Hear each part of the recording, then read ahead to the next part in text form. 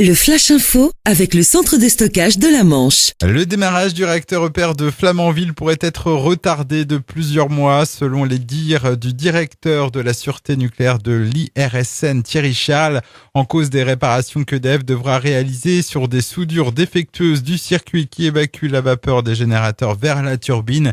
Un sujet qui sera bien évidemment évoqué lors de la commission locale d'information de Flamanville qui se réunit en assemblée générale ce jeudi. Jean-Michel Blanquer, ministre de l'Éducation nationale, sera dans la Manche demain vendredi. Il se rendra à Coutances et à Granville pour visiter des lycées professionnels afin d'échanger avec les équipes pédagogiques et les élèves sur les enjeux et la transformation de la voie professionnelle. En marge de cette visite, des syndicats appellent à un rassemblement. Un préavis de grève et une demande d'audience au ministre ont aussi été déposés.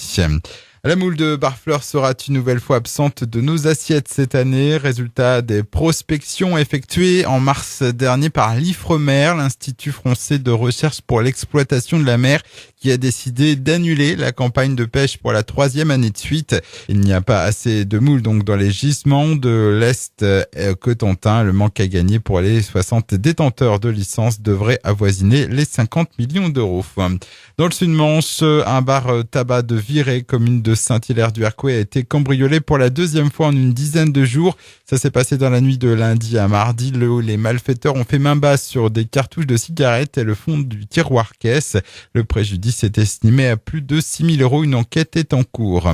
La satisfaction des organisateurs de la course à la voile, la Dream Cup, à moins de 2 mois du coup d'envoi de cette 2e édition qui aura lieu du 19 au 29 juillet. La course affiche d'ores et déjà complet avec un plateau de 72 bateaux mélangeant professionnels et amateurs, de quoi augurer de belles batailles navales entre la Trinité-sur-Mer et Cherbourg en Cotentin.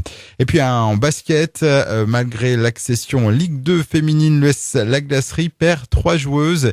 Il s'agit de la Roumaine Anca Sipos, de Raitea Long et de la capitaine Sabrine Bouzena. Avec ces 3 départs, l'US La Glacerie va devoir reconstruire un effectif. Le Flash Info vous a été présenté par Landra, centre de stockage de la Manche à Digulville. Pour en savoir plus et visiter notre centre, 0810 120 172, coup d'un appel local.